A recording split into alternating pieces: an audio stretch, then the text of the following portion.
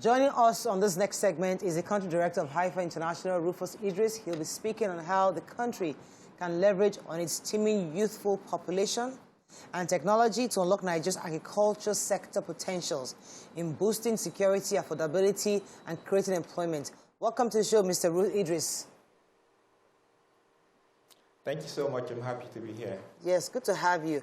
So when you hear youthful development or empowerment, and you hear agriculture, and you hear technology, those three things you're thinking, how does it come together? So could you give us a nutshell what you mean by young people, technology, and agriculture? How do you marry these three various concepts together? Thank you. Haifa International, it's out here to end global hunger and poverty in a sustainable way. And in doing this, we work with the communities, we work with smallholder farmers, we partner with government, we work with the other private sector players as well. But critical to this is seeing how to marry agriculture, which currently in Nigeria is underperforming, and also looking into the teeming power of the teeming youth that we can leverage to transform that particular sector, and looking at innovation and technology that we have used in the past to transform other sectors, and youth has been the critical center of that. Agriculture in Nigeria is in a very interesting situation at this moment, where we are struggling to feed ourselves because our smallholder farmers that constitute about 80% of the number of farmers that we have in the country that are currently producing 90% of the food that we eat can barely produce what we need to feed the about 200 million population that's been projected to hit about 400 million by 2050. We're in a very critical situation. You can also see how inflation rate has been rising, and this has been largely contributed to by food inflation that rose to about 22.9%. This is critical things that we need to think about, and how do we solve the agricultural sector. And this space we can change and transform if we can tap into the power that we have around with us, which is our young population that constitute more than half of the country's population. And they are tech-savvy, entrepreneurial, if we can drive their energy into transforming agriculture. If we can use them as well to change that face of agriculture from the subsistence farming system that we have in the past to what modern agriculture can look like and how that can help us. And this can also be done by technology that can be an enabler that drives and can change things like we've done in the telecommunications sector, like we've done in the financial sector, and some other sector in the country that have seen growth through technology and innovation. For instance, smallholder farmers can plant 40 times more if they have access to mechanization like tractors. Farmers can grow and be able to mitigate against the impact of climate change if they can get weather advisory services that tell them how much rain is expected tomorrow, how much wind is expected tomorrow, and what agricultural services and practice to embark on the next day. Farmer can do more if they have access to insurance that mitigate against losses that they face when climate change impact shocks hit their farms, flood, drought, pest diseases, and also attack their farm. So agriculture, youth, and technology are three things that we can bring together as a country to change the fortune of Nigeria for better. Okay, so I saw that this idea of youth empowerment or youth involvement in agriculture is something that a lot of people have done in the past. And I wonder if it is the same form of farming or agricultural, awareness that you're raising.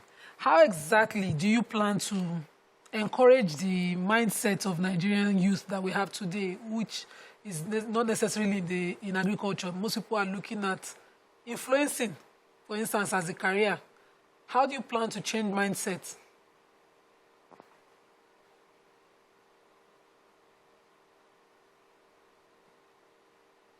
Did you get that?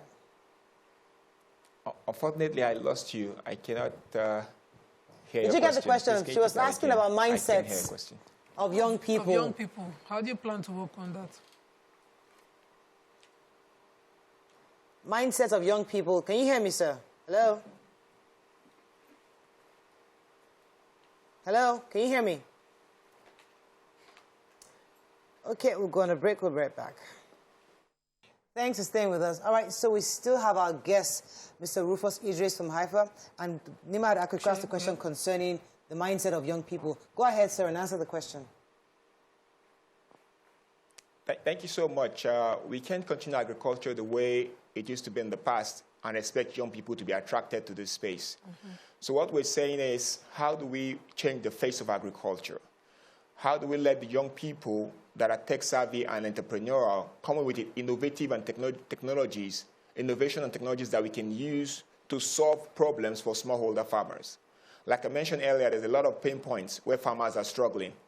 For instance, accessing premium market for their product, being able to access finance for their, to be able to go into agricultural operations, accessing mechanization, tractors, harvesters, planters, and the likes, harvesting weather advisory services, assessing also the likes.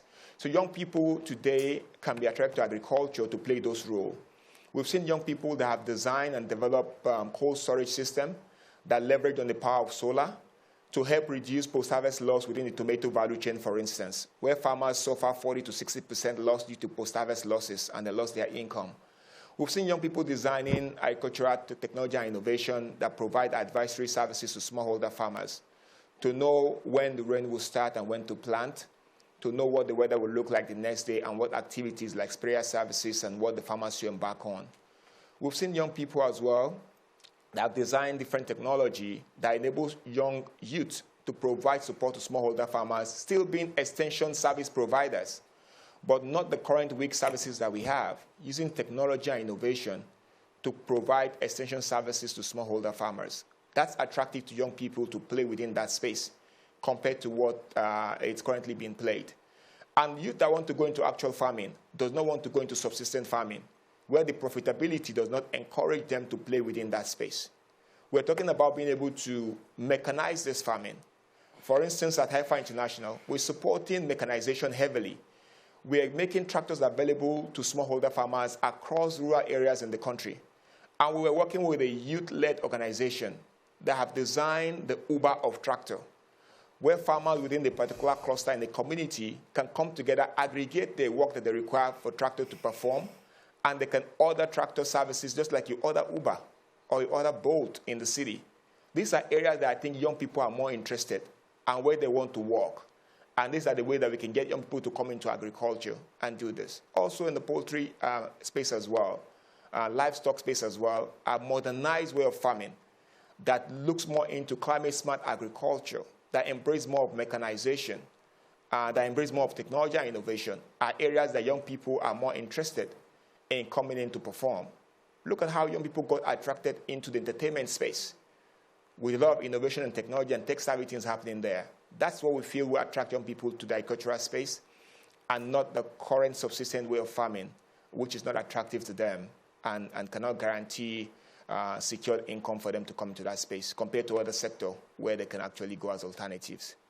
Thank you very much, Rufus. So I happen to know that quite a number of young folks have certain apps for buying food online, for getting food from the farmer to the markets and even to consumers directly. Unfortunately, they do not have the support they need, especially for publicity and even for, being able to run the day-to-day affairs of these organizations of theirs. So how can those youth get the support they need? Because I know you're talking about innovation. So for those who have actually begun to take steps in that direction, how can they get support?